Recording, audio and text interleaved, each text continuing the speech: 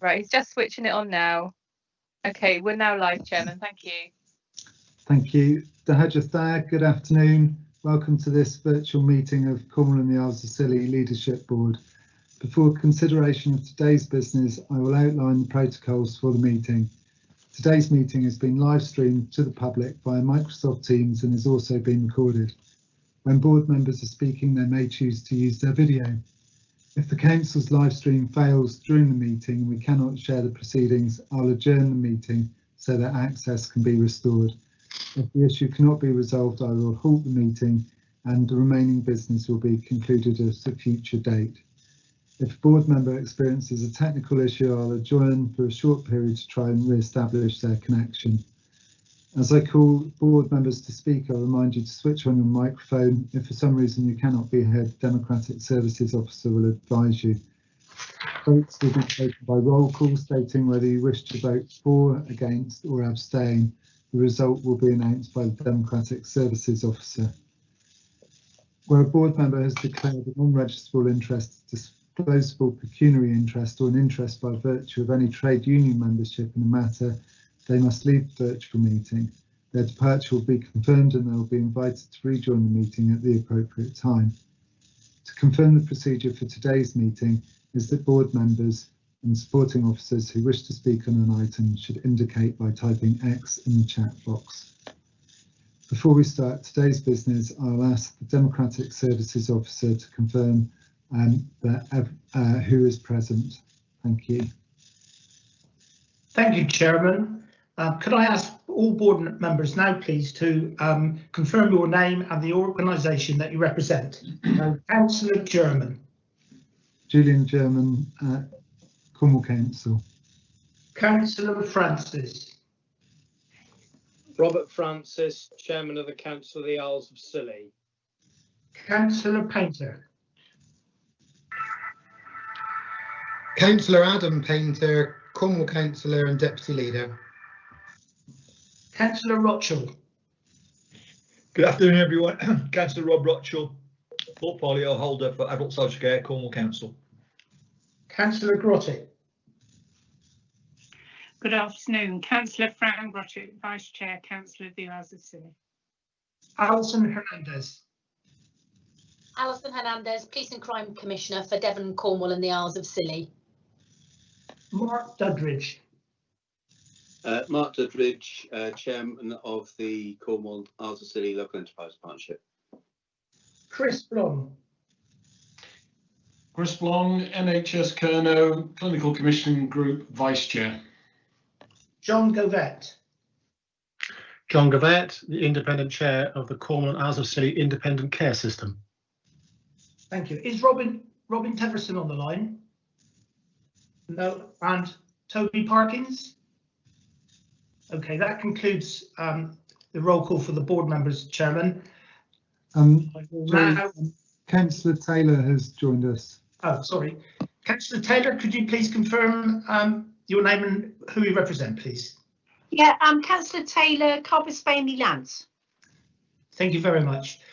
I can also confirm that the following officers are present, those being Kate Canali, Chief Executive, Cornwall Council, Rachel Wigglesworth, Interim Director of Public Health, Sophie Hoskin, Strategy Director, Neighbourhoods, Jack Doughty, Strategy and Partnership Specialist, Cornwall Council, and Jessie Hampshire, Service Director, Strategy and Engagement, Cornwall Council. Thank you, Chairman. Thank you. So apologies for absence, please, Democratic Services Officer. Yes, Chairman, we've received apologies from Helen Price, Steve Double MP, and Toby Parkins. Thank you. And so the next item is declarations of interest. Does anyone have a declaration of interest to make? No. Okay, thank you. So next is the notes of the meeting, 18th of September 2020, for actually matters arising. So I'll just go through those page by page. So the first page of the notes is page 3. So if you'd just like to, I think someone has indicated. Oh no, right, okay, page 3, page 4, page 5, page 6, page 7, page 8,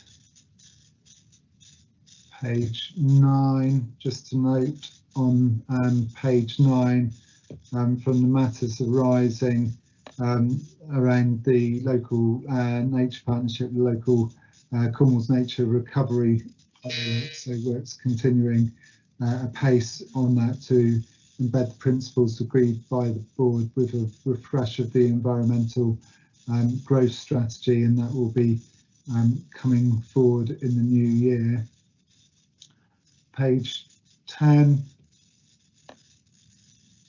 page 11. So this was the item around tackling racism and inequality. So thank you, board members, for signing up to the strong anti-racism leadership board statement made during National Hate Crime Awareness Week in October. The steering group has recently agreed to transition to a new, more inclusive model to take forward race equality in Cornwall. This will include the creation of a Cornwall and Isles of Scilly Race Equality Forum, with a first virtual meeting due to take place in January. A new race equality core group with membership drawn from the forum will then continue to take forward the steering group recommendations and validate outcomes. So I'd encourage members to ensure that they or colleagues become involved in the forum, and will receive a report on their progress against the recommendations we endorsed previously when we next meet. So just back to the minutes page, that was page 11, page 12 and page 13. So no one else anything to raise on the minutes, so we'll take a vote to approve the minutes. Democratic Services Officer, over to you. Thank you, Chairman. We'll be taking all votes today by roll call, so I'll be reading each of your names, and if you could just verbally report if you're for, against or abstain. Councillor German. For. Councillor Francis. For. Councillor Painter. For. Councillor Taylor. Abstain, but only because I wasn't there for the full meeting. Thank you. Thank you. Councillor Rothschild. For. Councillor Grotty. For. Alison Hernandez. For. Mark Duddridge. For. Chris Blom. For. And John Govett. For. Thank you, Chairman. The minutes have been carried. Thank you. Thank you. So the next item is EU transition impacts and preparations. This is highlighting what we believe the key issues are relating to the end of the EU transition period on the 31st of December 2020 and how we're preparing for these. So can I invite Sophie Hosking and Jack Doty to speak to this, please? Thank you, Councillor German, and we've got a lot to cover in this briefing, so apologies if I'm going over things that people already know, but we did want to give as full a report as possible. As you know, the EU transition period is ending in just 20 days' time on the 31st of December, and at that point the UK will no longer be part of the single market or the customs union. Currently, we are eagerly awaiting the outcomes of the negotiations and what that might mean for Cornwall. The mood music wasn't that good last night when we heard from Boris Johnson, but we're all hoping still that we can conclude a trade deal. Regardless of that, the end of the transition period will see a raft of changes impacting on Cornwall, whether we get a deal or not. And Cornwall Council has we've got an EU transition working group which is continually reviewing and ensuring our plan and ensuring that our plans are in place for a range of risks that could occur. And this could be from potential disruption to food and medicine supplies to long-term impacts on our economy. The key areas of focus are ensuring that the Shared Prosperity Fund leaves Cornwall no worse off, that the impact on our economy is mitigated and our businesses are prepared for the changes that are coming our way. Within the council, we're also reviewing the changes that the end of the transition period will bring to the services we provide directly, as well as the implications for our supply chains, our legal agreements, and also for our workforce. And the risks that you'll see outlined in the report in the papers are those that have been flagged up to the working group as particularly high priority issues. I'm going to go through a few of these now, if that's all right. In terms of the current state of play and the timeline, the latest is that the remaining issues are still fisheries governance and the level playing field. These are being worked on in intensive negotiations at the moment, and we're hoping to hear an outcome on this very soon. I think Sunday is the latest deadline that has in order to reach a deal. But those signs of that have been less than encouraging last night. So in advance of that, the European Commission has published some contingency plans which ensure the provision of certain air services between the UK and the EU for 6 months. This is provided that the UK does the same. They will allow aviation safety certificates to be used in EU aircraft without disruption to avoid grounding.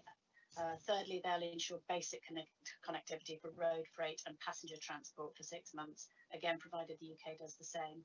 And finally, the final provision is to allow the possibility of reciprocal fishing access for UK and EU vessels in each other's waters for 1 year or until an agreement is reached. So but that's the EU's point of view. It's not that hasn't been agreed. That's just been put out there at the moment by the EU. The working assumption is that if a deal is agreed, it will enter into force provisionally on the 1st of January, but there will be an official ratification period which will happen during the year. In terms of the trade deal implications, so a new free trade agreement between the UK and the EU doesn't mean business as usual. The government's made it quite clear that the UK will leave the single market and the customs union, and that means that there are implications for all businesses, including Cornish businesses. There's a table included in the report which highlights those differences, the key differences, but it'll essentially be around the introduction of tariffs, with many of those new obligations to complete customs declarations and other forms and paperwork for exports and imports coming into force, regardless of whether there's a trade deal or not. In case of a no-deal situation, there's also going to be security implications and also for other areas.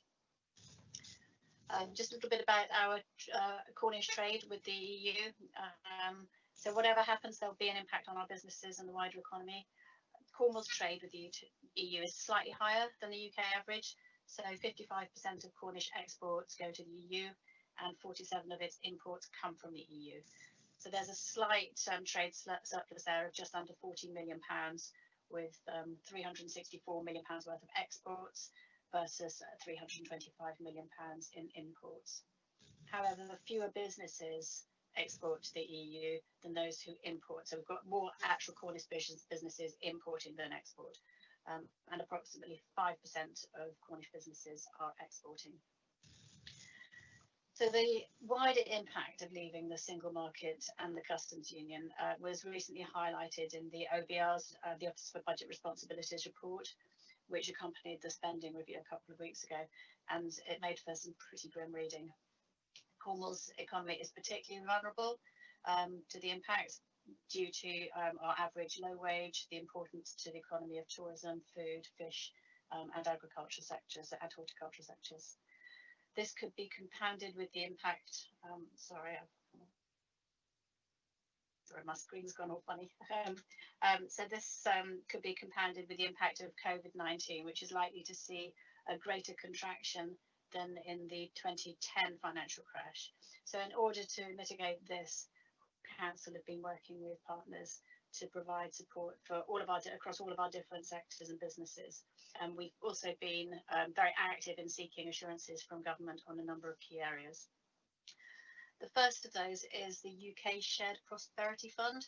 So Cornwall receives a significant amount of EU funding through the European Structural Funds and also through the Common Agricultural Policy.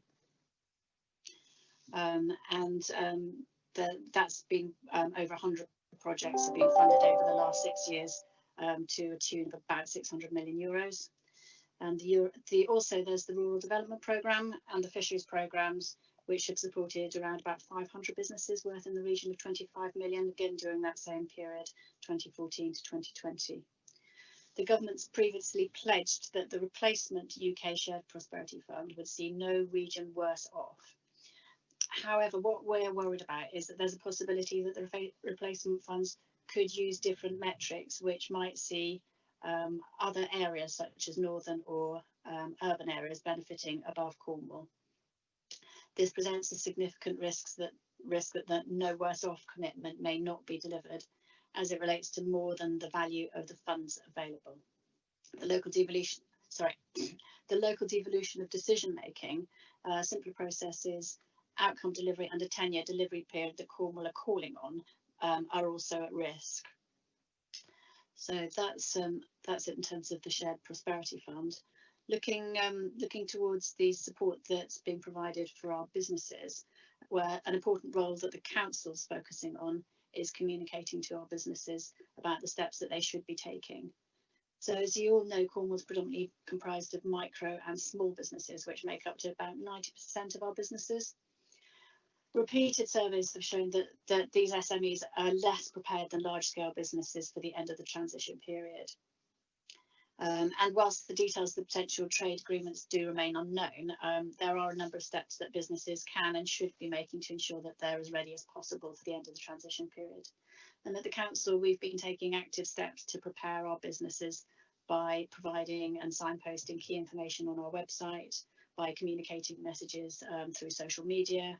With other South West local authorities, we've been co-writing a comprehensive online business guide, and we've also been working with the Growth Hub and other partners on the Economic Recovery Group, and that's coordinating support and advice to businesses.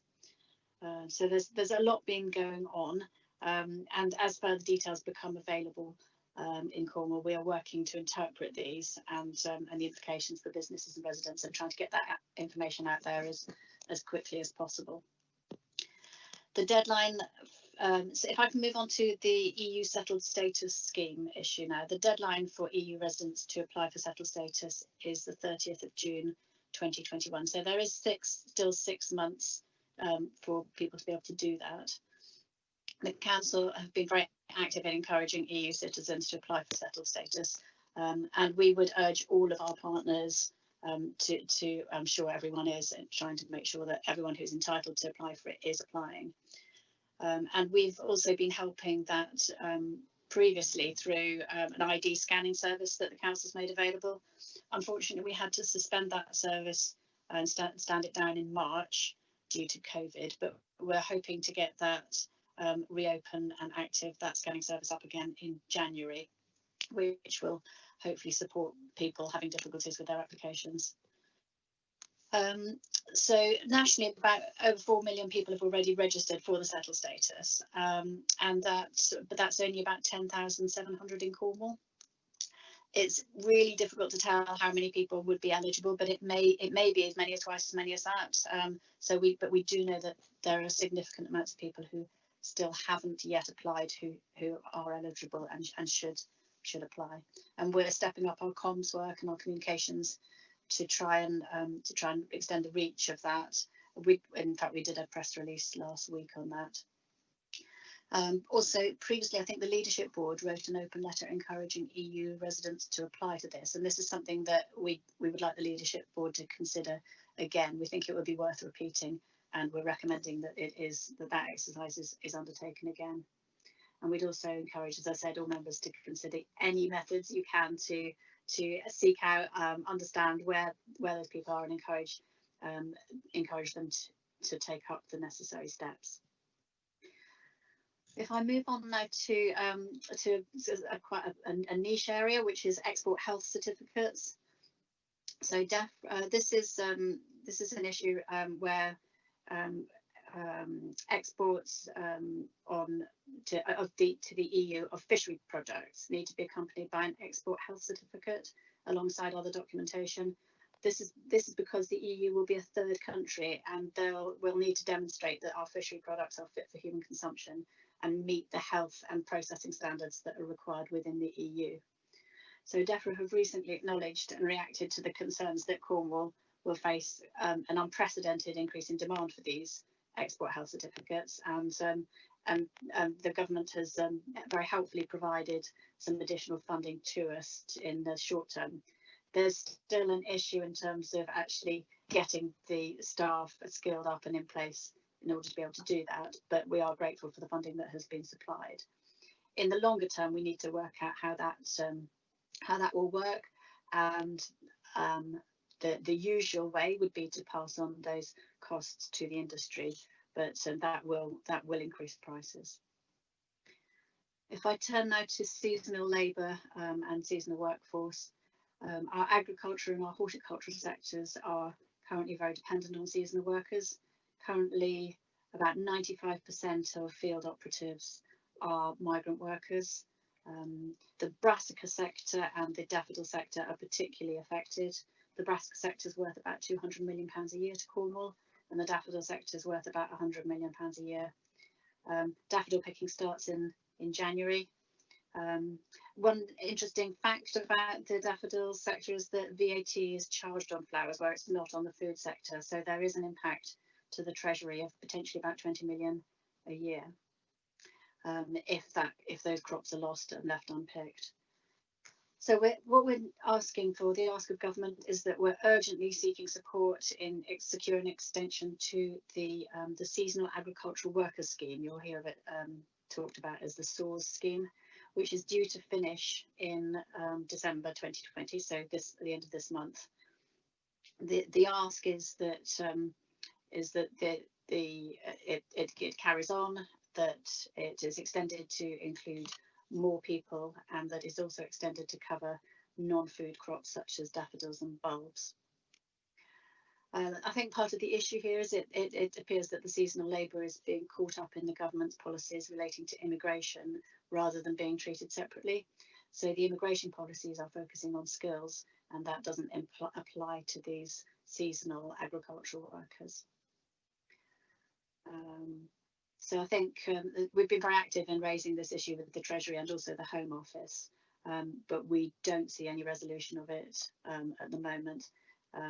We've been advised that the focus should be on employing UK nationals, and that there'll be a further Pick for Britain campaign later in the year, but that may come too late for some crops. If I go on now to, there's a particular issue you'll see in the papers around Newlyn port status. This is very niche, but I think it's worth highlighting. There's another risk that that's been pointed out to us, that that Newlyn has been left out from the list of North and East Atlantic treaty ports, which can and that could prevent the EU flagged vessels from continuing to land their catches direct to this port. So there's been some unofficial assurances that this will be rectified, but we're still waiting for that official update from DEFRA that Newlyn's been added to the list. So hopefully that will come quite soon. In relation to shellfish fisheries, I'm sorry, this is going on a bit, but there's quite a lot to cover, but I'm nearly at the end. And so another specific issue flagged is that Cornwall is currently impacted by export restrictions, this is very niche, on live bivalve molluscs, or LBMs as we like to call them. So this will this could significantly impact the industry from the fowl fishery, which is a wild capture fishery and exports mussels, oysters and queen scallops. The impact on this is that it currently supports 30 licence holders and a further 42 registered crew and ancillary businesses. So that's one that we are raising with DEFRA at the moment to inquire as to the flexibility that might be applied to those particular markets. One final one that I just wanted to draw your attention to is the transportation of crabs, lobsters and crayfish. And these catches are often collected directly from ports and harbours throughout the southwest and then transported via Vivia tanks for onward transport to Europe. And what happens is during transportation, the lorries pick up other tanks from various different locations on the route.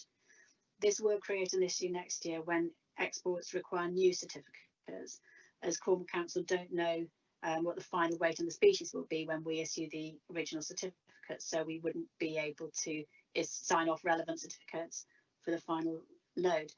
DEFRA's solution is that we should be that we shouldn't be accumulating these loads and they should each go independently, but that's just simply not practical in terms of a sustainable business model going forward. So to wrap up, there's 4 recommendations really that we're putting to the Leadership Board. The first being that the Cornwall and Isles of Scilly Leadership Board review the risks and consider any further mitigation and methods that could be implemented. Secondly, we'd ask that the Leadership Board highlights any further urgent risks that they think we should, that the Cornwall Council should be focusing on, and that, or any of us should be focusing on. And thirdly, that the Leadership Board writes an open letter to EU residents reminding them of the need to apply for settled status before the 30th of June 2021. And finally, that the Leadership Board continues to raise the need for the Seasonal Agricultural Worker Scheme pilot scheme to be extended and to include non-food crops. And that's the end of the presentation, and Jack and I are available for questions.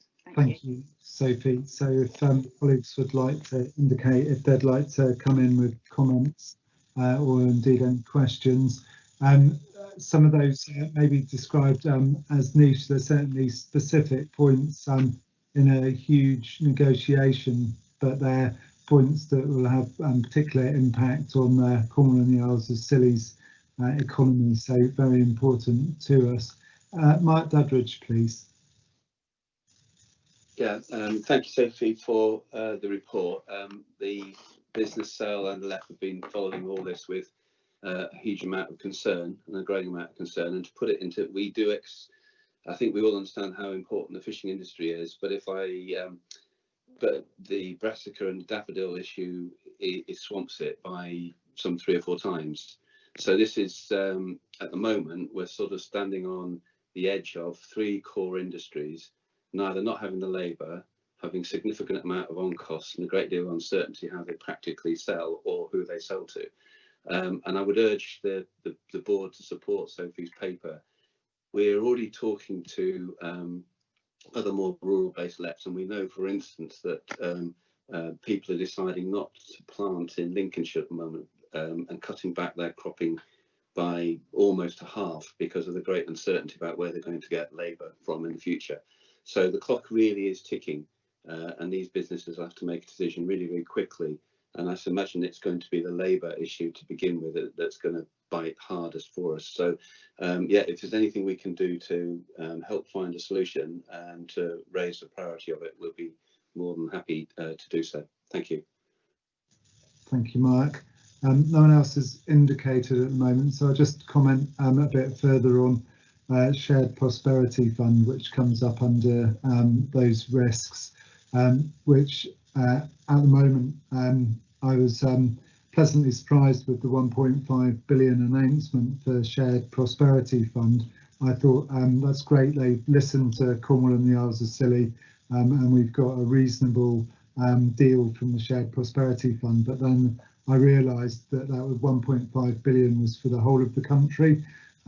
So a phenomenally small amount, and up to 1.5 billion from the Chancellor. So in terms of that gap of moving from around £100 million worth of European funding a year to we don't know how that will be divided out yet, but what looks to be a very small amount, then that will have a huge impact on what we have been able to do to support our businesses.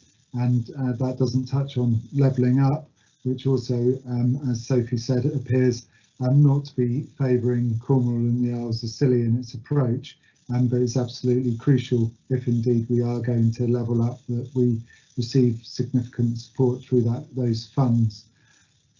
So no one else has indicated, in which case... I think Councillor Taylor might have... Oh, sorry, I haven't got any hands up, so sorry, apologies if It's not come through on my screen. Councillor Taylor, please. Lovely. Sophie, thank you for your report. Could I just quickly get an understanding, the letter that you're asking us to support about the settlement rights, is that going to go out to individuals that we've identified who have not applied? So that's an open letter, sort of calling on anyone who might not have applied, who should apply, and also so it would go out to the general public, but urging, but also if you know of particular workforces or areas where people that we can target, then that would be helpful to let us know as well. Well, Sophie, if I may come back, I think it's important that we let people who are entitled to apply actually get the reassurance about their rights and protection, and I think it may be some still are unsure, and I think within Cornwall we will know where those areas are where we could specifically help and send that information and send that additional information on rights and protection. I just think we you know, there could be some uncertainty, and I think we just need to do whatever we can to put their minds at rest that this is the right thing to do. I think that's a really good point, and I think we will craft the letter to give that reassurance. Lovely, thank you, Sophie.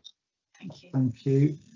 So in which case, unless anyone shouts out, I can't see anything on my screen.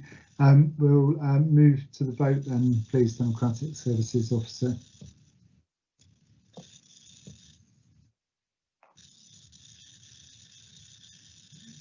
Are you with us, Jerry? Yeah, sorry, Chairman. Thank you. Just to remind board members that we're voting for the 4 recommendations as shown on page 15 of the agenda pack. The vote will be taken by roll call, indicating if you're for, against or abstain. So can I please start with Councillor German? For. Councillor Francis? For. Councillor Pounter? For. Councillor Taylor? For. Councillor Rothschild? For. Councillor Grottick? For. Alison Hernandez? For. Mark Duddridge? For. Chris Long? For. And John Javette? For. Chairman, that has been carried unanimously. Thank you. Thank you, Democratic Services Officer. Thank you, Sophie, for your contribution. Thank you. And welcome to Robin Teverson, Chair of the LNP, who's just joined us. So I'm now going to do the update from board members.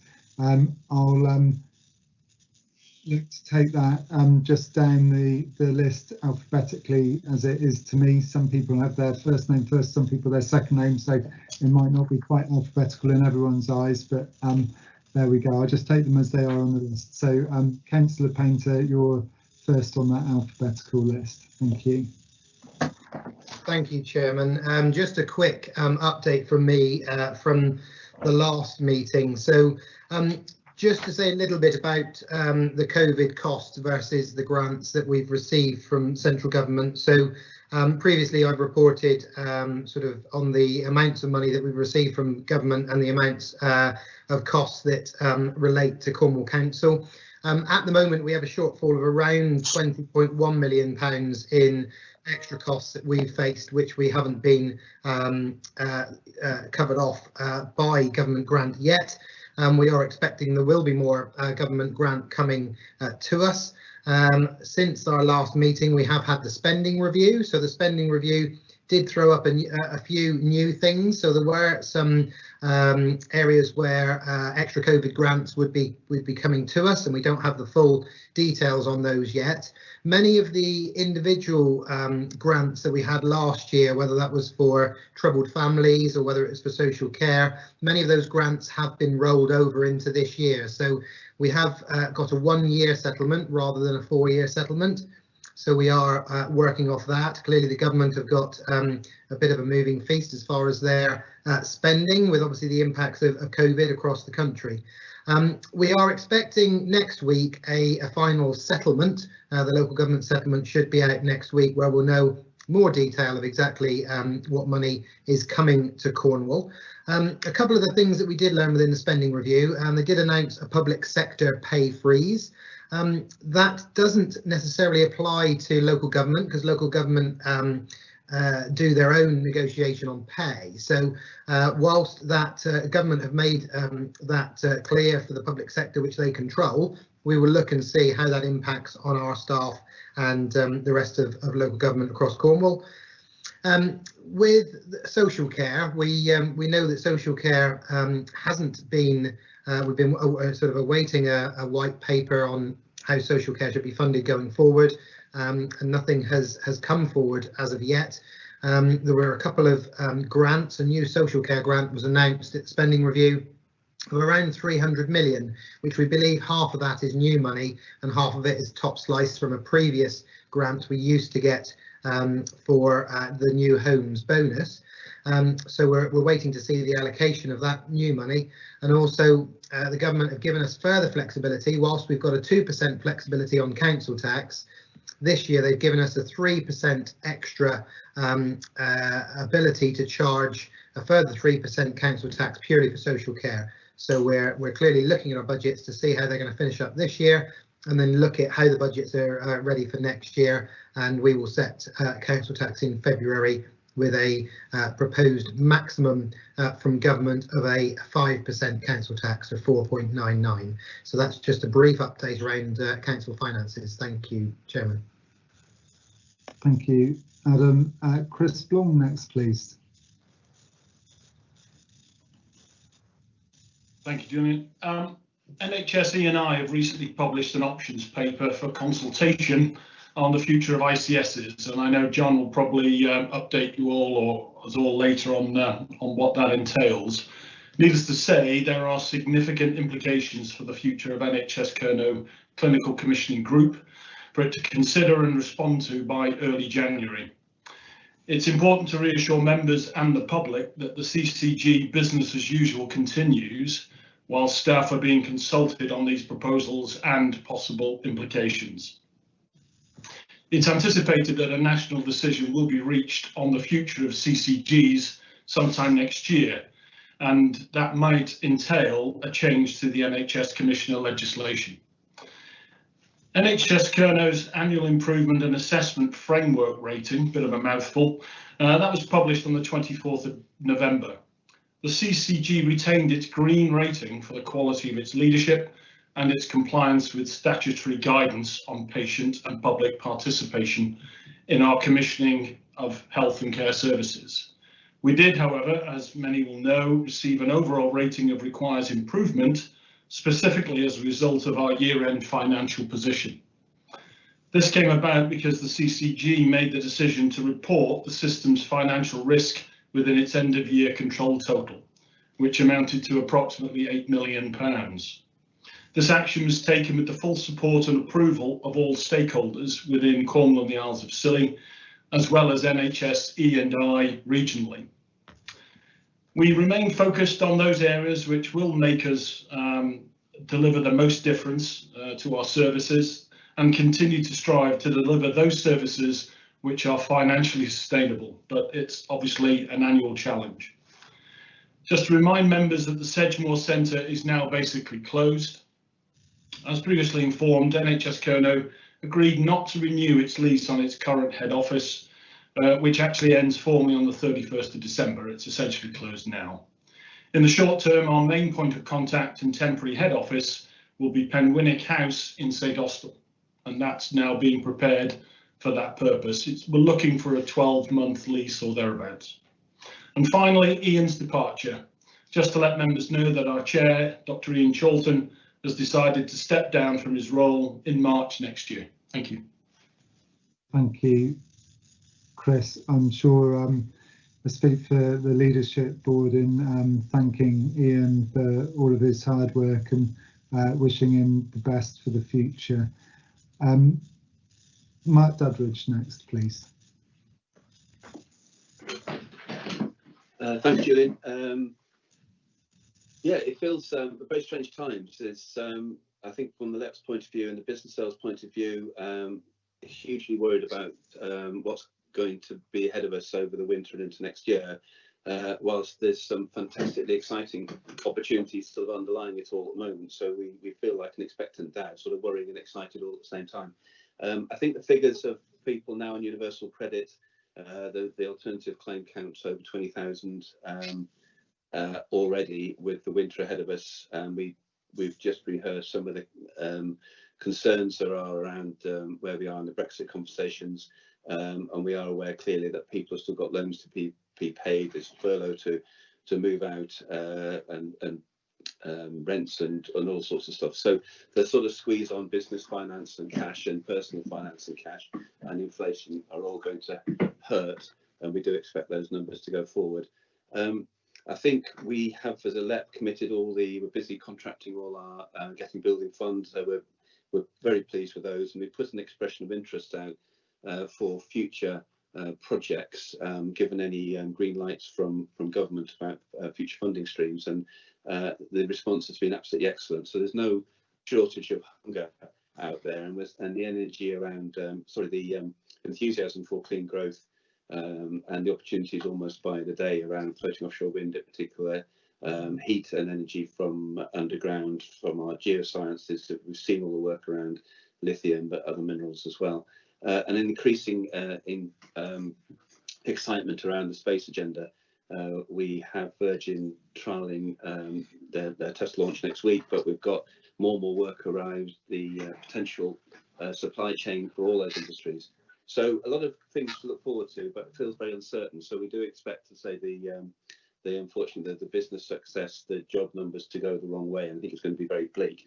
And I think, like colleagues mentioned, uncertainty around where the Shared Prosperity Fund will be. We're waiting for some direction about what levelling up will mean, and how some of these funds will get deployed. So a lot of work reminding government that if the economists think we'll be returning to where we were by 2025, where we were was not good enough. So levelling up is, as we all know, is incredibly important. So we are sort of sitting waiting for some direction around how these funds will be deployed, how they'll be prioritised, whether they'll be ring-fenced, scale, delivery mechanisms, and what the appetite really is from government to devolve more to the localities. And for us, that's not just the Shared Prosperity Fund, but the adult education budget is extraordinarily important, and I suspect as well a number of issues around the energy agenda. So it feels like a very strange time, Julian, at the moment, but I think the next 3, 6, 9 months, I think too many winds are blowing against us. So I think those basic statistics around business success and employment levels are going to be pretty poor before we start to see the beginnings of recovery. So thank you for that. Thank you, Mark. Councillor Grottick next, please. Thank you, Chair. On Scilly, as in Cornwall, our finance work is continuing, including progressing the budget work and discussing council tax arrangements going forward. As Councillor Painter has mentioned, there is the ability to add a 3% social care precept to the council tax. The impact of COVID is, of course, recognised both now and in the future, with its inevitable effect on collection rates of both council tax and business rates. We're also working on refreshing our corporate plan objectives, focusing our priorities and strengthening some areas of work, again recognising the effect of COVID on our ability to deliver all of our aspirations. Meanwhile, virtual meetings are progressing well. We're looking forward to continuing these post-COVID. We would obviously benefit from all the savings on travel, while recognising that a face-to-face meeting has lots of benefits. Thank you. Thank you, Fran. And I'm going to bring in Josie Goff next, who's civil servant lead in Cornwall for the Cities and Local Growth Unit. I think an important time to hear from Josie. Thank you, Josie. Thank you, Councillor. Just a bit of a holding line here from the government, because as others have said, there's a huge amount going on, and a lot of the detail of that we won't know until the new year. But some of the things that are going on that are incredibly positive are the Towns Fund. And we've had 3 out of the 4 check and challenge funds for the towns. And just to remind members, that's St Ives, Camborne, Penzance and Truro. So 3 out of the 4 of those have had their check and challenge and they've been incredibly positive and looking to submit bids for up to 25 million by the end of January. Truro's check and challenge is on Monday and I've no reason to expect that won't also be very positive. So we look forward to working with you on those towns. Linked to that is the Levelling Up Fund, as we know that some of that Levelling Up Fund will also be earmarked for future towns competitions. So it would be an interesting conversation to have about which towns Cornwall would like to prioritise for kind of any next round of town funding. The rest of the Levelling Up Fund and the, no one really knows what to call it, but the sort of UK Shared Prosperity Fund, Bridge, Pilot, additional money, both of which will have prospectuses out in the new year. And that will detail more about how the bidding will work, the criteria and the delivery mechanisms. So more detail of that in January. We hope to also be able to make announcements around the Future High Streets Fund in the near future. So we'll give you as much advance notice of that as we can as well. Just going back to the UK Shared Prosperity Fund, we have made sure that we have a mechanism for maintaining conversations between policy officials and Cornwall Council around ensuring that future design and delivery of the multi-year settlements recognise Cornwall's status, recognise the commitments that have been made publicly to Cornwall, and make sure that those are in the forefront of those designing that fund. Thank you very much, Josie. That's very useful. Thank you. And John Govett next, please.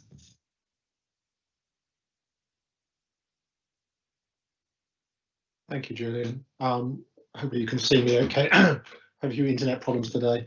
So the first good news I can share with colleagues is the announcement actually last week that what was our health and care partnership, what was called an STP, has been formally designated by NHSEI at a national level to become an integrated care system with immediate effect. And I think we should all celebrate that. Actually, it's a badge at one level, but actually it's a badge of recognition that the local government partners, NHS and the voluntary sector and the wider partnership group can demonstrate to people outside of Cornwall and the Isles of Scilly that we are actually working well together for what is effectively still an informal partnership. And as Chris mentioned earlier on, the board of NHSEI at national level a couple of weeks ago came out with a paper with a couple of options that it wanted to seek guidance on. One that was a bit of an old idea in terms of the system working together at a loose level, and the other option too is a more formalised way that would require new legislation. So at the moment we're collectively working as system partners in the health and care area to respond to government, to NHSEI rather, on that paper by the 8th of January. And that's just to help give the centre some view as to which option we want. Even when an option is then chosen by NHSEI, we will then still have the opportunity to formalise ourselves quite how that looks. But we're all still waiting to get some sight as to what, if it is one of those two options, what legislation would be put in place.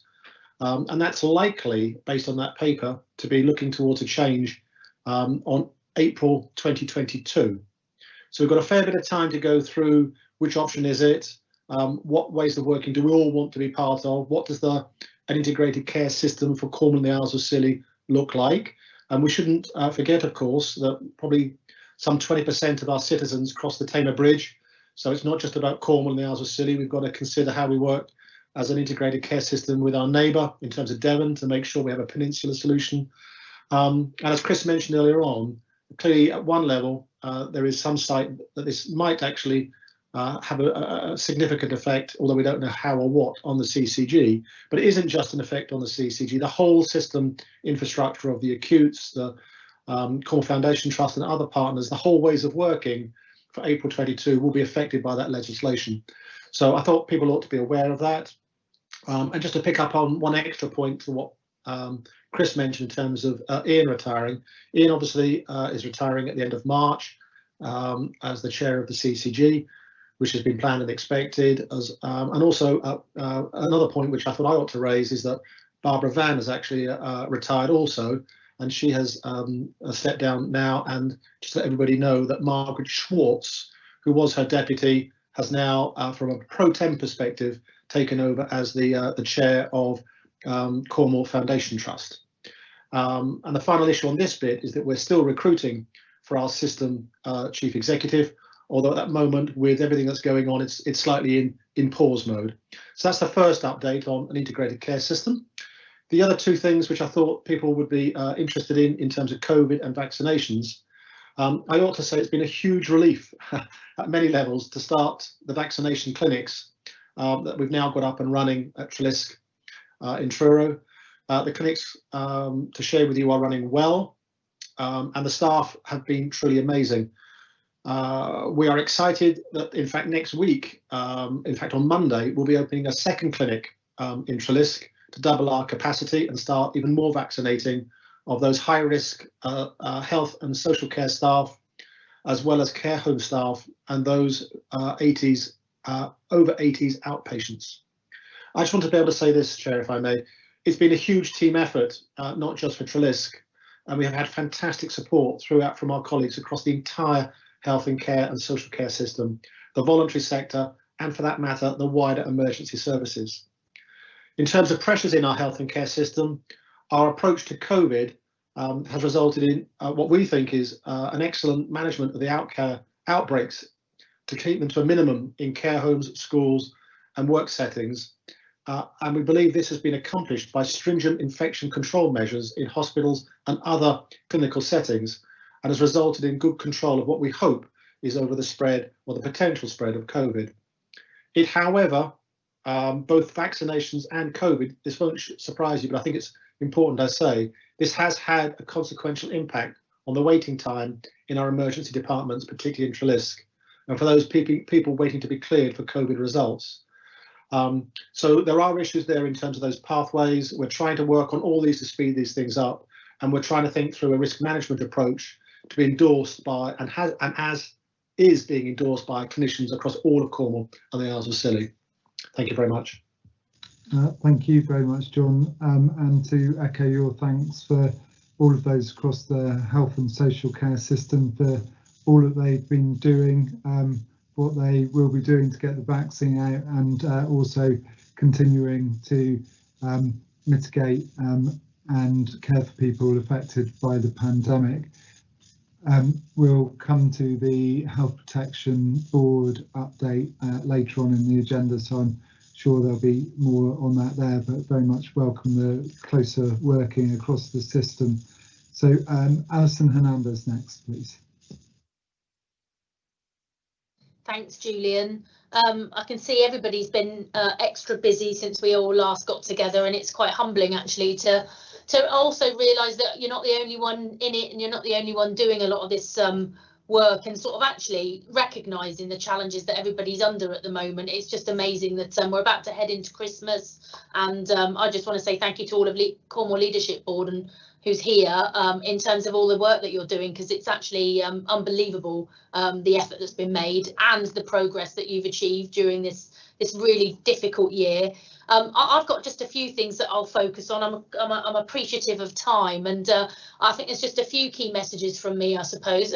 One is I'm sure anybody who's worked with Jim Pearce before, Chief Superintendent, he's back as Commander for Cornwall after a temporary promotion to HQ, and you'll be interested to know that he's actually leading the design of the operating model for the entire force. So he's kept that burden on his shoulders, and we're all looking forward. I've seen bits of it so far, but yeah, Jim's back in Cornwall and leading the way, and I'm sure he was sorely missed for the time he was away.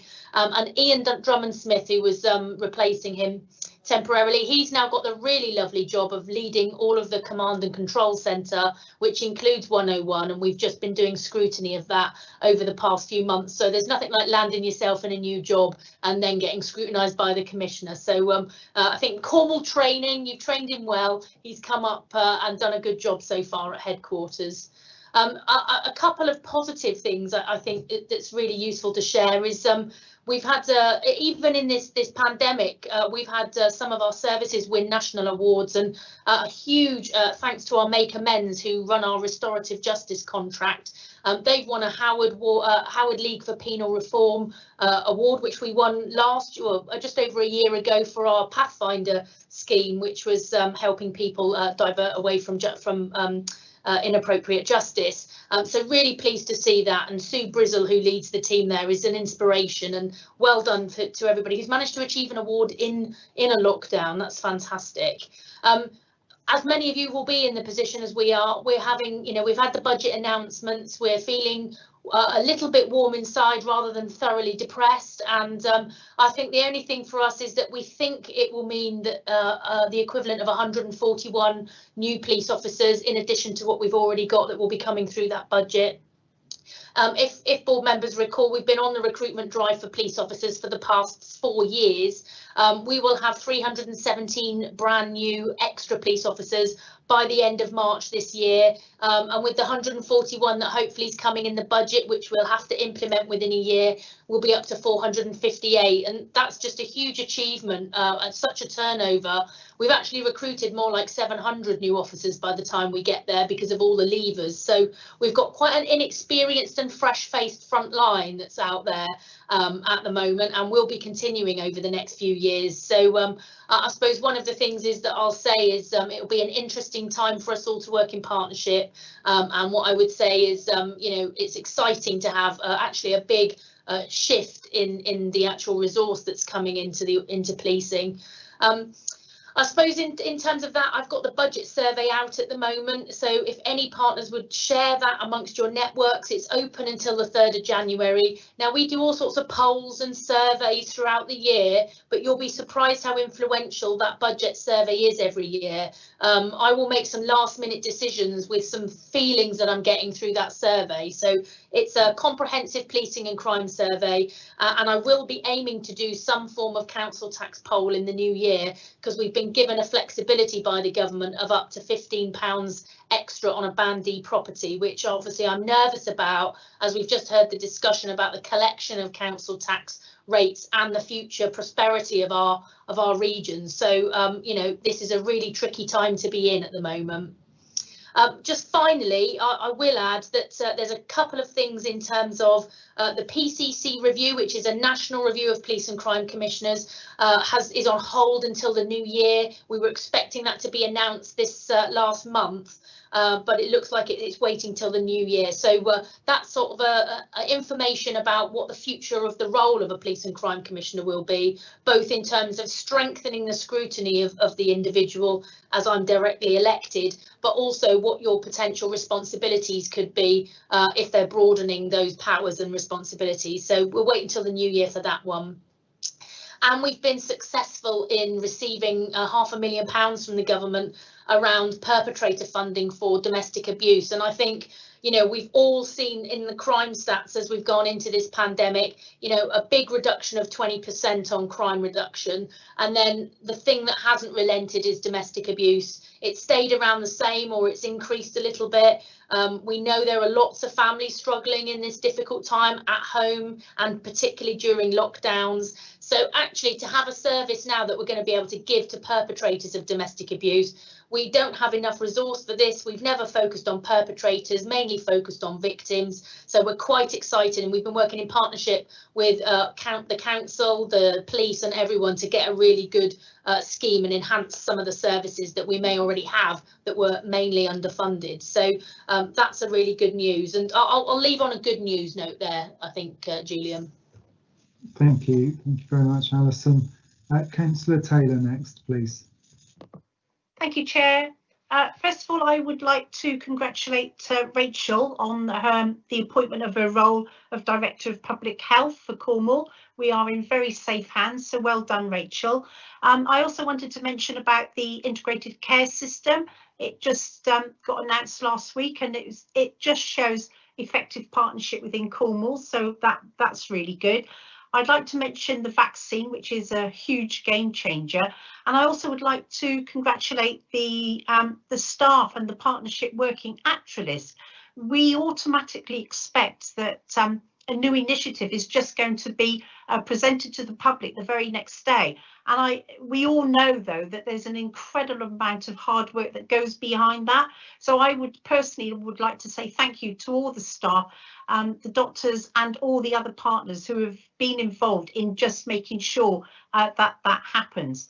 On a personal note, obviously we all had that really serious fire in St Ives on Friday, which has severely damaged one building and has made and went into the Salvation Army, where it was the centre for a collection point for hampers.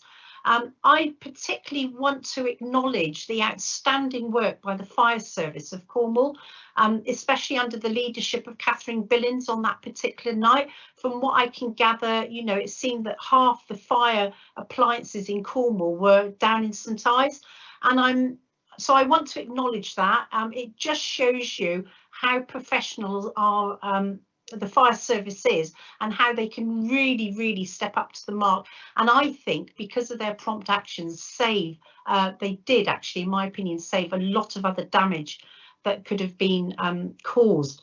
I also want to actually thank the police on that night, who were very, incredibly proactive. And I want to point out that PC Darren Saint, you know, he's local. He knew exactly what needed to be done, and you know, his first conscious thought was making sure that there was another building available so that people could be evacuated to. So sincere thanks to the police force, who also did an incredible job on that night. In the last 24 to 48 hours, I have noticed that Cornwall Partnership Trust are going to be getting a sum of money for the upgrading, which is like a refurbishment pot. All welcome money into Cornwall, and there's been an announcement that there's going to be grants for community projects between 300 to 2,500 to help reduce social isolation. And I'm a member of the St Ives Town Board, and this is such an exciting opportunity for us to be able to make a difference and, you know, really boost the economy. So that's it from me, Julian. Thank you. Thank you very much, Linda. Councillor Rochell next, please.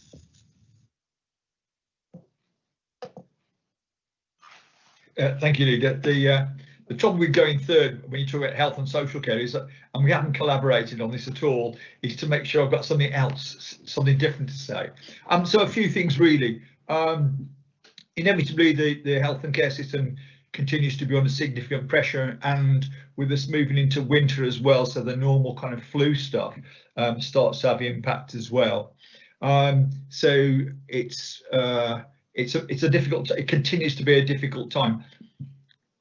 One of the good news stories, I guess, was the response of Cornwall in its entirety, in terms of its response to the pandemic. And so we've seen the numbers. Sorry, picture gone off. Thank you. So apologies for that. The response has been really positive, and you know, earlier in the year we were concerned about the number of visitors coming to Cornwall and the potential for that to have a significant impact on the infection rate, and of course we didn't see that. So I just urge people just to be mindful that that surge didn't occur, and to be welcoming to visitors, you know, when they come to Cornwall over the coming weeks and months. It's really important to our economy. So the next thing is that we've seen 4 care homes in Cornwall taking part in a national pilot scheme for looking at how we can bring visitors back into care homes, and it's a real challenge. And I think particularly in Cornwall, where we don't have the large scale care homes that many parts of the country have, and it's very difficult for some of the smaller converted houses, for example, that have become care homes, for them to encourage visitors back. And hopefully over the coming weeks we'll see the work of those pilot schemes cascading across Cornwall, so we can get people back into visiting care homes. But it is a real challenge. One of the pieces of work I'm working on at the moment is, and it's linked to the vaccine system. And you know, the COVID keeps throwing challenges up all the time. We crack one problem and it brings another one. And one of the pieces of work that I'm involved in now is about informal carers, because very clearly, you know, in the criteria of who's going to get the vaccine, you know, NHS staff, care staff, etc. But I think equally as important, perhaps as important, is those informal carers who are looking after people at home or supporting family members, and about trying to make sure that they're considered to be a priority as well. And one of the other challenges that has been brought to my attention, and I was on the South West Lead Members Forum this morning, in other parts of the country we have a difficult situation where some carers are refusing the vaccine and refusing to have more testing done. And I think that perhaps to an extent that's understandable. If you've been tested every week, it becomes quite difficult to continue. But it's a difficult situation now with care staff actually refusing to have the vaccine and the implications that might have. We've seen it in the past where vaccination became mandatory. In fact, some years ago, there was the hepatitis issue where it became mandatory for care staff to be vaccinated against it. But this is a new challenge that's come up literally over the last few days. There's no reports of that in Cornwall yet, but it's certainly something that we need to look at. And I know that across the country are working with trade unions, etc., to see how can we resolve this before it becomes a major issue.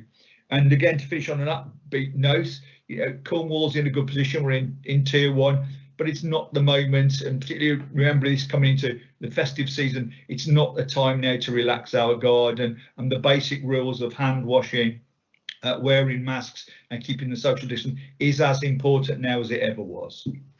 Thank you, Leader. Absolutely. Thank you very much, Rob. Councillor Francis next, please.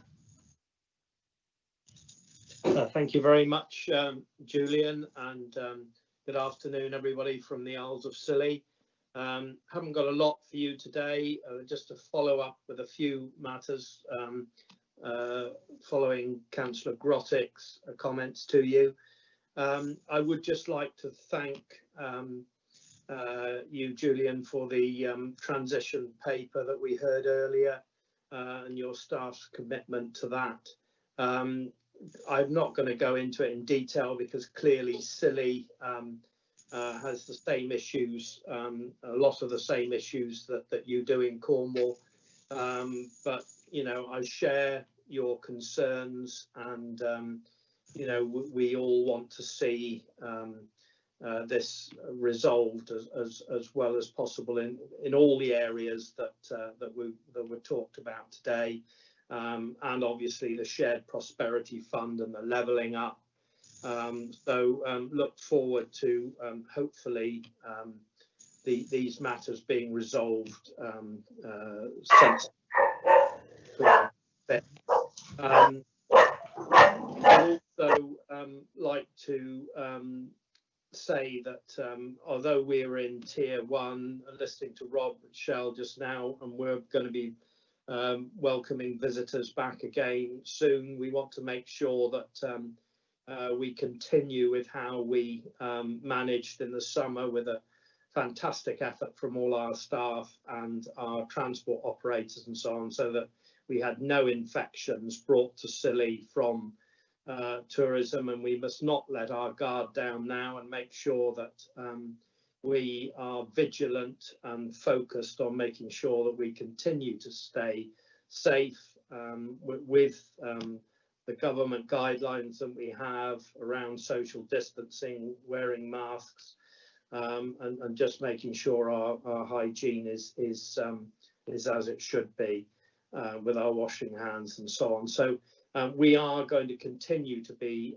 focused to make sure that Scilly is kept safe, and hopefully you know, we can achieve that. I would also like to give my congratulations to Rachel Wigglesworth on her appointment. Rachel has been a fantastic help to Scilly through this very difficult year, and we wish her well, and are delighted to see that she's going to be in place again formally for Cornwall and for Scilly.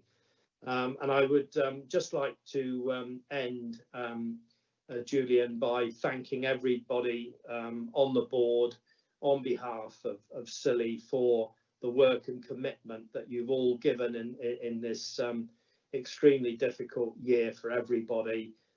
Thank you ever so much for your support. Hope you can have as this is the last meeting before Christmas, hope you can have some kind of break over Christmas, and we all look forward to better things for next year. Thank you very much. Thank you very much, Robert. And before I bring Robin in, I'll just take the opportunity to echo those comments and wish everyone on the board a happy Christmas, and thanks, as others have said, to everyone for all of the work that we've done this year, working more closely in partnership, I think, than we ever have done. So thank you, everyone.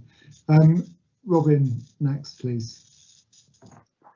Thanks very much, Chair. Yeah, things are good at the Local Nature Partnership, despite the fact biodiversity being under a big challenge, not just in our region, but obviously globally as well. We're getting on with the Nature Recovery Network pilot that we're doing in conjunction with Natural England and DEFRA, and that is proceeding well. We're supposed to finish that by March next year. We're on time to do that at the moment, and we believe we're well ahead of the other 4 regions that are doing those recovery networks as well. And it is really going very well indeed.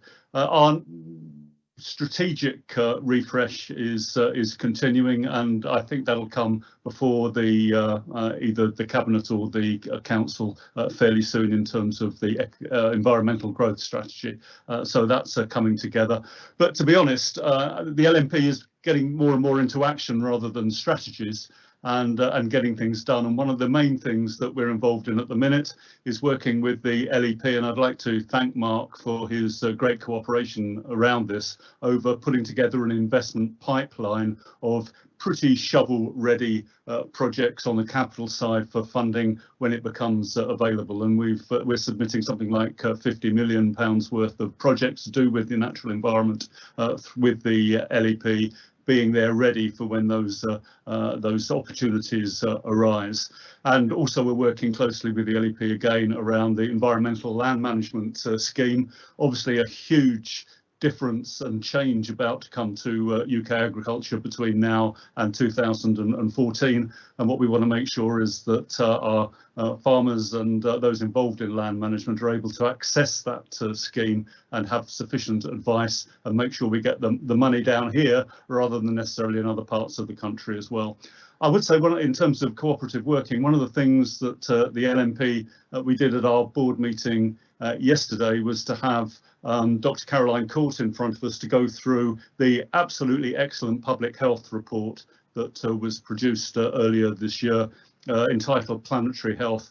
And we were all rather jealous that the health sector had managed to produce a report that was equally excellent and applicable to us on the nature side. And I know Rachel was involved in that, and my congratulations to her and her colleagues on that.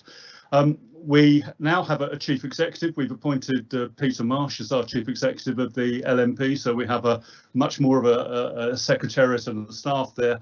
Peter keeps his double hat with his role in Cornwall Council as well, but that's a big step up for us in terms of the partnership. And we have 3 new board members as well, one on the farming and land management side, because that's just so important to nature and biodiversity, as some 80% of Cornwall and Scilly's land mass is agriculture and forestry.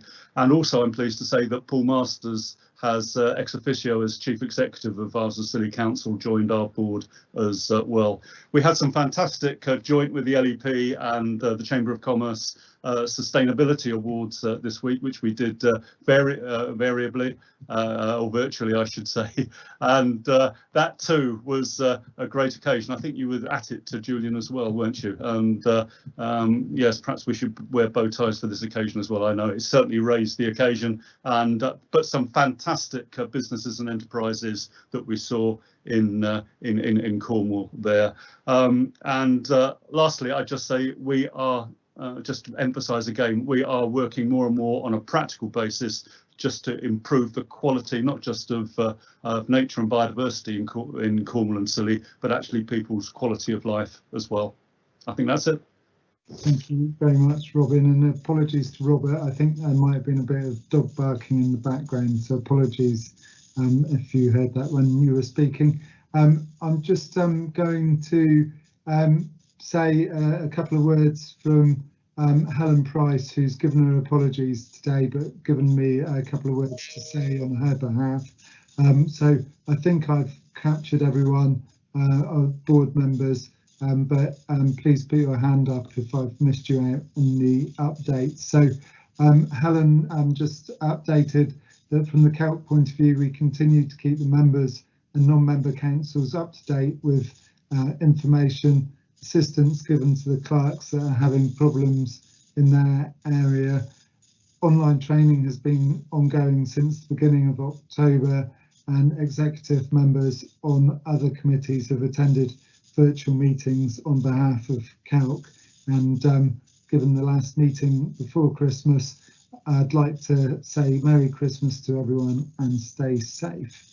So the update from Helen. So no one else has indicated as far as I can see. So I'm going to move on then to the next item, agenda item number 6, which is the update from the Cornwall and Isles of Scilly COVID-19 Recovery Coordination Strategic Group, and we'll try and keep this separate from the update from the Health Protection Board, which is the next item.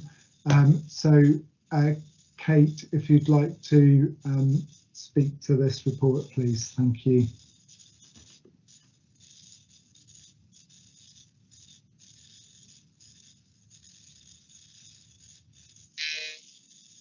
Are you there, Kate? Apologies, Julian. Yes, just bear with me one moment, please. No problem. Thank you. So in terms of introduction, we've covered some of this in the comments from the updates from board members. I am having difficulties going onto the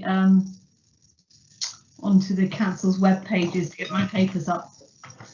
Okay, we swap over.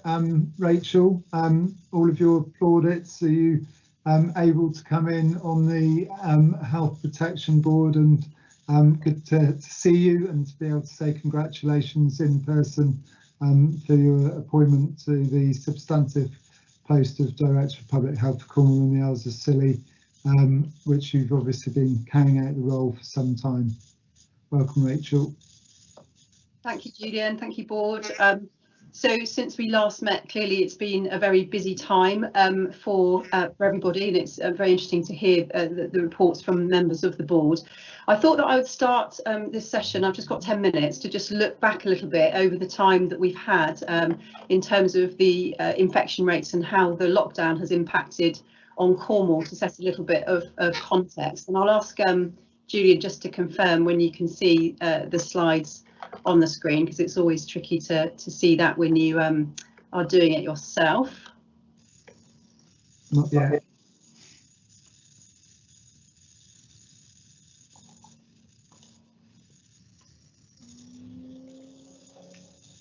It's getting towards the end of the year and computers are tired now. Oh, you shared a screen, but not the presentation. There's gremlins in the system today, aren't there? Yeah. We've done quite well with everyone moving online throughout the year, but I think lots of computers are getting tired now. There we go. You've got the side bit up as well, so if you could full screen it, that's come up now as well. Great, thank you. Thank you. So I wanted to show this because it just gives us a little bit of a narrative about what's been happening for the coronavirus in Cornwall over the time since the board last met. So this is just a chart which shows the progress since the national reopening over the summer period, and that low rate of infections that we had in Cornwall. And then the increase, if you see, in about the middle of September, when we had the introduction of the rule of 6 and sort of more relaxing of that sort of social interaction.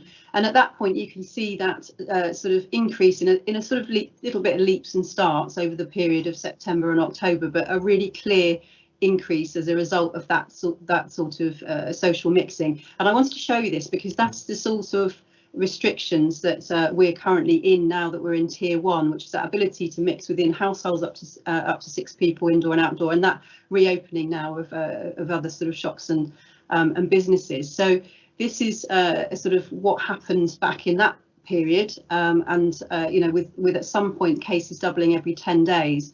But the Health Protection Board and the Local Outbreak Engagement Board have been clearly sort of following this very closely. There's been in that period, there was a huge amount of activity to manage the outbreaks that we had in Cornwall. And as I think John and Rob have both explained, I think there's been some excellent work in terms of outbreak management in both the community, in the NHS, in our schools, in our universities to manage the cases that we did have.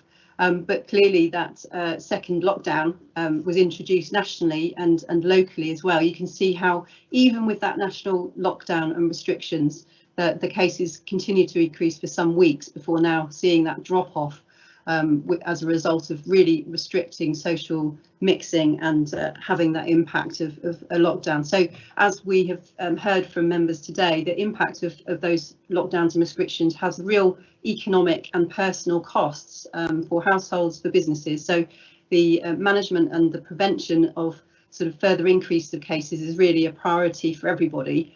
In Cornwall, we've been put into tier 1, but we know that as everybody has said, we need to continue to sort of be vigilant to stop an increase that might be in line with what we see just there through September and October. So after we've had the success that we have had through that national restriction, is going to be a challenge for us within Cornwall to maintain the sorts of behaviours over Christmas, keep our businesses open, so that we don't then experience that increase of cases in the period of January or following that.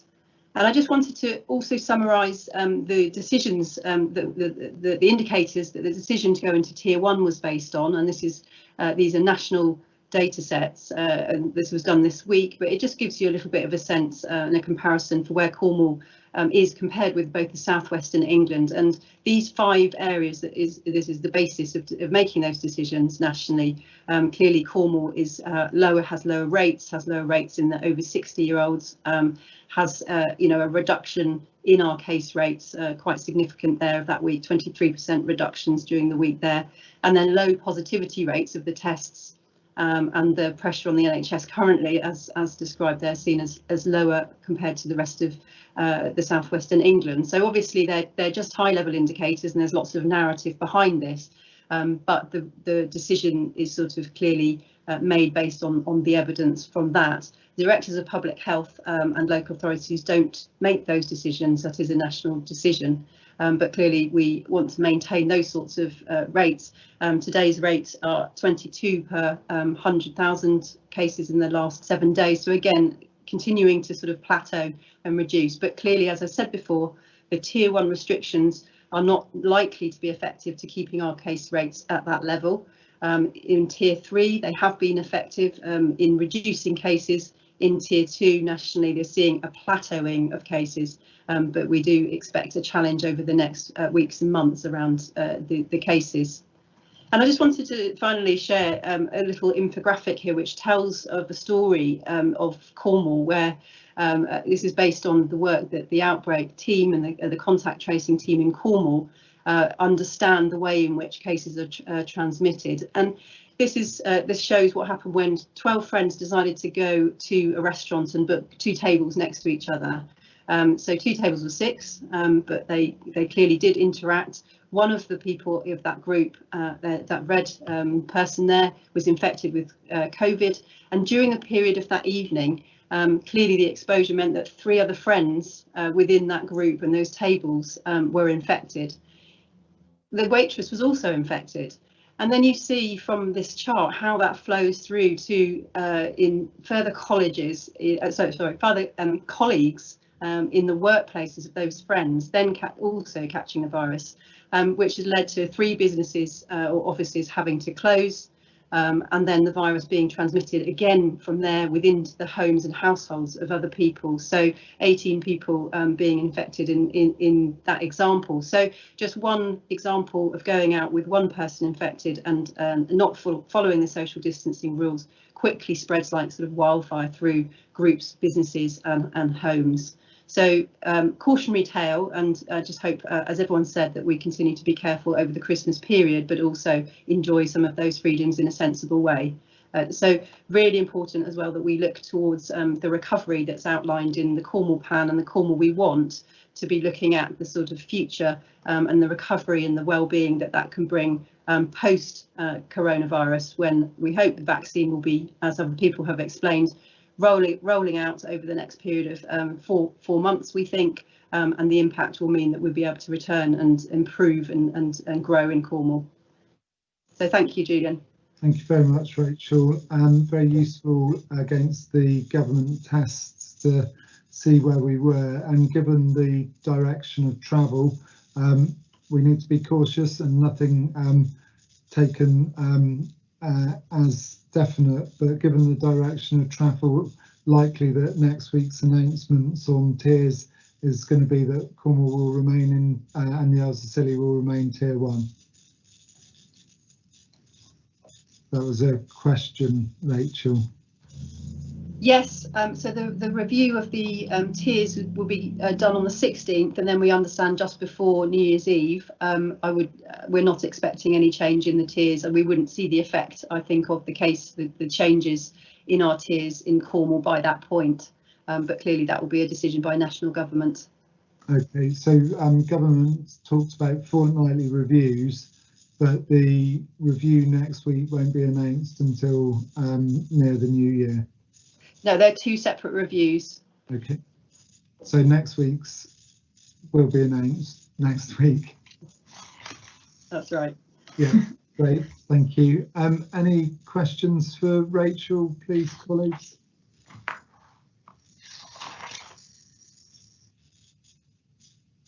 No, very clearly explained, Rachel, so thank you very much, and we'll just go back up the agenda to the COVID Recovery Coordination Strategic Group. Kate, please. Thank you very much, Chairman, and sorry for not being able to give that update earlier in the agenda, but the Recovery Coordination Strategic Group has met twice since the last leadership board on the 10th of November, and you have some information around that in the board pack, but also earlier this week. Continues to be a useful way of bringing together key executives working across Cornwall and the Isles of Scilly, and in November, in response to the announcement of the second lockdown, we made sure that we were working together and looking at our particular areas of action, and we identified some risks on the housing system and homelessness, which we explored in detail through a deep dive this week. And we also wanted to join up particular work on enforcement across with the police, and making sure that we have the right infection control measures, and that we are coordinating all of the different funding pots that are coming in, so that we were building resilience in our response. And now we've got visibility across all of the different funding streams that we're receiving, with lead officers identified that are working together as part of the team Cornwall and Isles of Scilly to make sure that we are deploying those resources effectively. And I think we are, as we've seen through the strong joined up working between our street marshals and our police as part of our work around enforcement, good visibility on where there's particular hotspots. But when we had our meeting in December, we wanted to drill down into a couple of those areas. And the first one was on housing and homelessness. And we had a powerful report on actually the actions that we've been taking in responding to the issues of housing and homelessness that the pandemic has brought into sharper focus. Members of the leadership board will be aware that in November each year we do a rough sleep account, and in November of last year our rough sleep account was at 24. That had, when I came to Cornwall in 2016 in November, that was at 99, so it's come down quite a bit. In our rough sleep account in November this year, the figure had doubled. It was in the high 40s, so not back up to 99, but that's only on one day.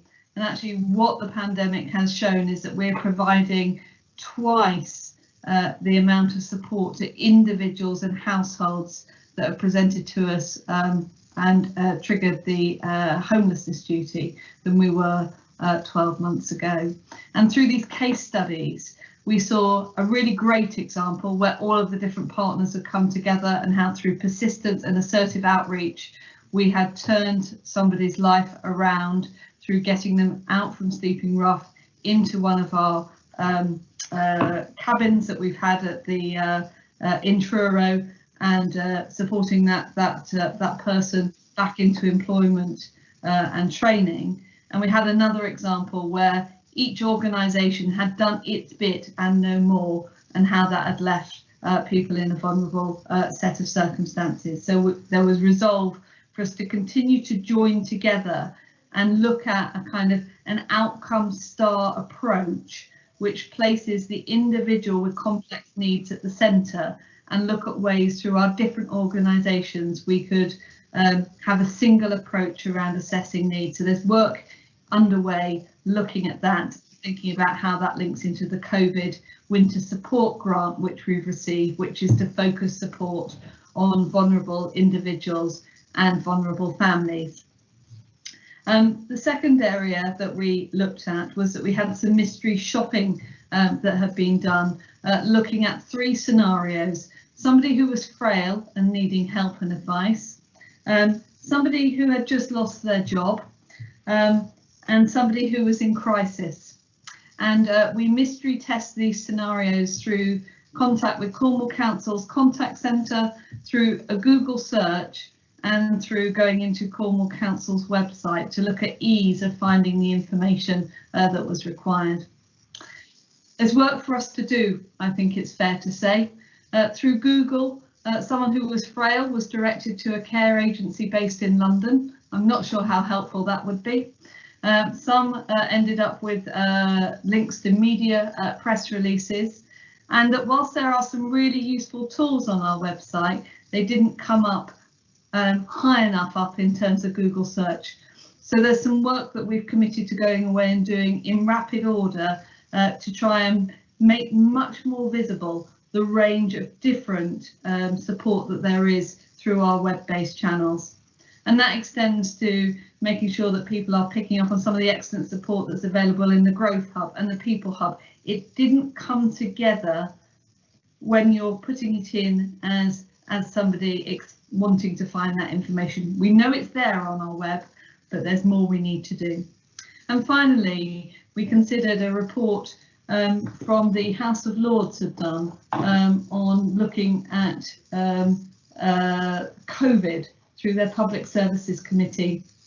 And we felt it was a very powerful piece of work, and Ian Jones from Volunteer Cornwall has given evidence on behalf of Cornwall into that committee.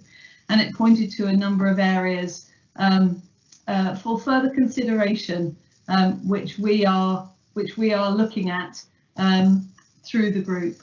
So it picked up around looking at support for people whose complex needs may have deteriorated during the pandemic, and that is a focus for our community and wellbeing group.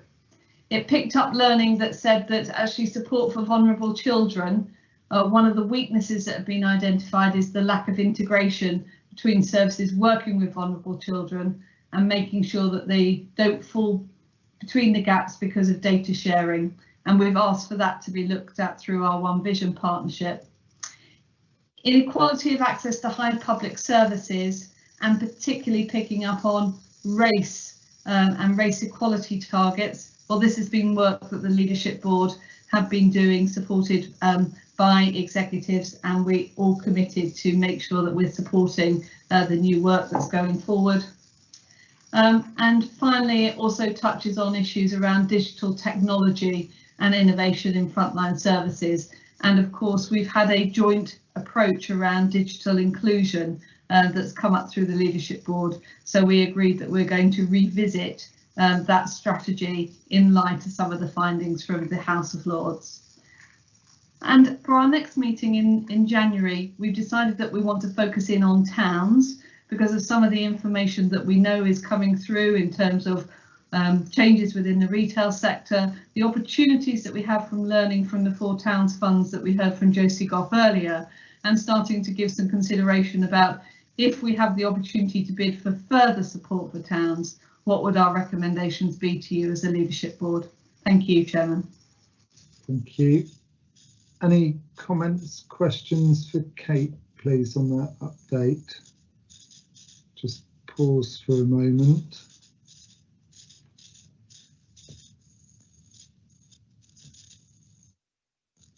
No, I've not seen anyone indicate, so thank you, Kate, for that update.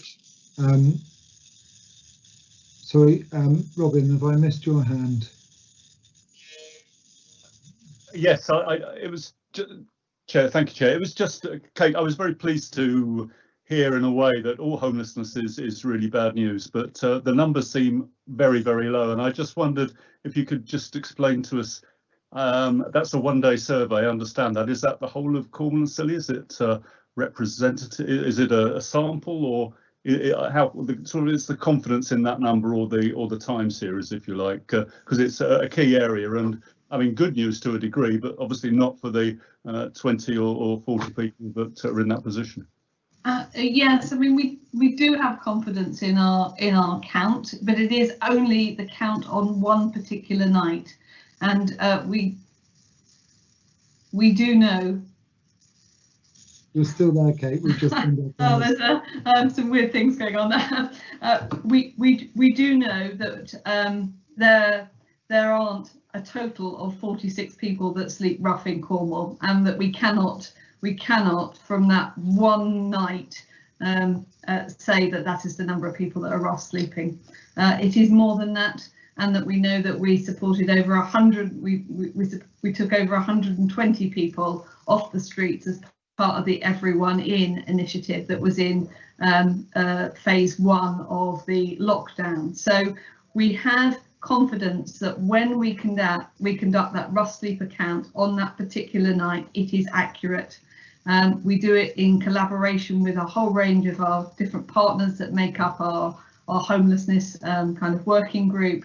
But the issues of homelessness obviously go beyond those that are sleeping rough, and that the pandemic has seen a significant increase in presentations of young single people that are requiring assistance under our statutory homelessness duty, and that's quite a shift from where we were 12 months ago. And it's interesting to note through the leadership board, the dashboard that we have for recovery, that citizens' advice are particularly picking up that the growing number of debt issues and presentations are from young single people as well. So I think that that's an area that we're particularly interested in making sure that we've got the right range of support and advice and offer into the future. Thank you, that's really interesting. Thank you, Kate. Thank you, Robin, for the question. So I seem to be having a little bit of difficulty with the hands up function, so if people would like to use the X in the box, then that would be great. Thank you. So the next item then is the agenda item number 8, the Cornwall We Want, a shared vision for Cornwall's future recovery and renewal, which we're hoping to expand to the Isles of Scilly as well. And I'm just going to give a brief introduction, as I'm keen to hear from partners, but I'm delighted to introduce this, in particular at this moment in time when our community is pulling together in the face of the coronavirus pandemic, when equality and diversity is at the forefront of our minds, and when we need a clear, bold vision for the future. From my perspective, the synergy Gillinmore Bath has with government ambitions is critical, the government want to build back better and to not only host a successful UN climate change conference, COP26 next year, but to be a global leader in tackling climate change.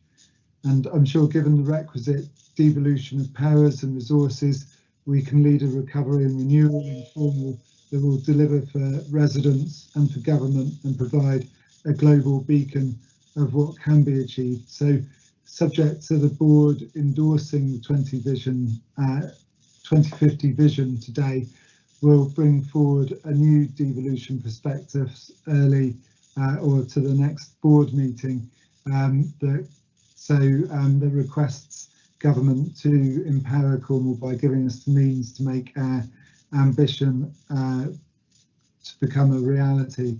And paragraph 6.8 provides a flavour of those proposals. A cleaner and greener Cornwall, a fairer and more inclusive Cornwall. I hope I'm going to hear that this is a vision that we all share, and that with this plan we can come through our immediate challenges and deliver a better future for one and all. So colleagues, who would like to come in on this item? I know there's been discussions at the various partnership boards on this. I'm not seeing X's in the box, or Alison has come in first. Alison, please. Thanks, Julian. In terms of this particular document, I think what's really interesting about it is that we are quite looking to try and replicate the format for us going forward as an office in terms of how we produce some of our plans. So I think the framework idea is really, really helpful. I know as well that I'm really personally pleased to see and have worked with Jessie and the team of seeing violence with injury in there being recognised, that our road deaths that we want to see reduced, antisocial behaviour, which is pretty much the #1 issue our communities talk to me about besides road safety. So some really good rounded effort there in terms of some of the things you're trying to capture. And I have been informed, I know the Safer Cornwall partnership met, I think, only yesterday, and they are really supportive of what you're trying to achieve with this document. So yeah, I think it's been a really good way of trying to influence what we're trying to do moving forward, and I'll certainly make sure that we've got a framework that matches it for Devon and Cornwall, and I think that'd be a helpful way forward. Absolutely, thank you very much. Alison.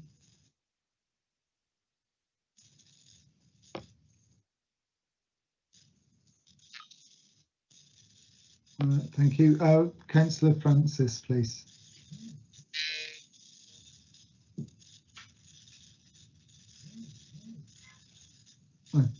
Yeah, apologies, Julian, I had a problem getting back in there. No, just to say that from Scilly, we totally support your vision and efforts with all this, absolutely behind you on all the work you're doing on this. And just to say that we are a little bit behind, unfortunately, in our work on this. You're surging ahead of us here, and we just have obviously some sort of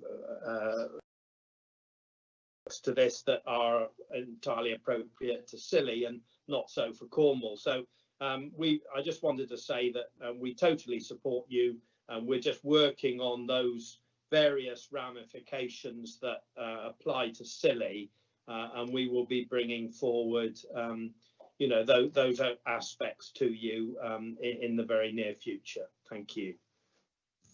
Thank you, Robert. So I know the LNP boards have discussed this. I don't know if you'd like to comment. Julian, yeah, no, the board has been consulted a number of times over this, and we're very grateful for that, and we just Jessie has been particularly good at liaising and actually, well, really listening and taking account of our views and that of the board. And we're very happy with the result. And we are clearly, the LNP has a time frame that looks very far ahead, and this is so we welcome this report, and our views have been taken well into consideration. The climate change biodiversity agenda is there. We're very happy. Thank you very much, Robin. And Mark, please. Yeah, I just want to say thank you for the piece of work. It's been through our board. People are very happy with it in terms of an excellent piece of work, but also directionally.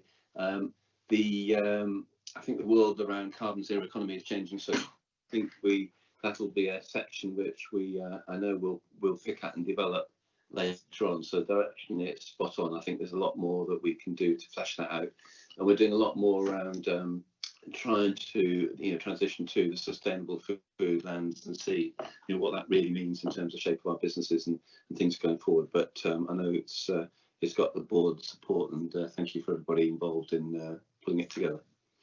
Thank you very much. So I haven't seen anyone else signal. I'm just going to talk briefly to the recommendation. The meeting producer can let me know if there's someone that I can't see. So the recommendation is for board endorsement and to commit to working together to achieve the vision set out. So if no one else has indicated, then we'll move to the vote, please. Democratic Services Officer. Thank you, Chairman. Once again, please, if board members could indicate if they are for, against or abstain. Starting with Councillor German. For. Councillor Francis. For. Councillor Painter. Councillor Painter. For. Thank you. Councillor Rothschild. For. Councillor Grotti. For. Alison Hernandez. For. Mark Duddridge. For. Chris Blong. For. John Gravett. For. Robin Teverson. Content, yes, for. And I believe Councillor Taylor's actually had to go to another meeting, Chairman. So that being the case, I can confirm that that recommendation has been carried unanimously. Thank you very much, Jerry. Thank you. So the last item is the item for future meetings. Some of these have been referenced in our discussions already. So just following on from that item, the Cornwall and Isles of Scilly prospectus. So looking at devolution and proposals for working with the government to improve the lives and livelihoods of our residents and empower Cornwall and the Isles of Scilly to become a net contributor to the UK.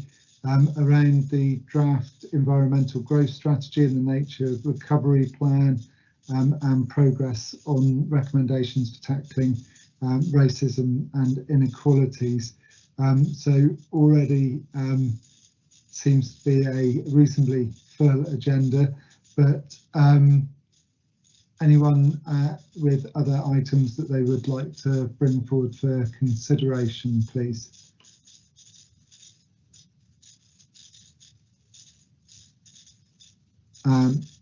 Kate, please. Yes, I'm wondering, Chairman, now that the Cornwall plan has been adopted around bringing forward our thoughts around actually the implementation of how we're going to take some of that forward. Yeah, implementation plan, and that would sit alongside the item around the prospectus as well. Thank you. I'm just waiting a moment. I don't think I've seen anyone else indicate. In which case, Councillor Painter, please. I'm guessing we'll probably have further papers on the impact of Brexit, and obviously the comprehensive paper that we had today about the potential impacts. Obviously, we don't yet know what type of deal or what type of mechanism may be put in place over the next 3 weeks, but I'm guessing that we will have a further paper perhaps at the next couple of meetings just to monitor that, because clearly that could be one of our, along with obviously COVID, could be one of our bigger impacts as far as how all of our organisations within Cornwall and the Isles of Scilly are affected. Thank you. Okay, thank you, Adam.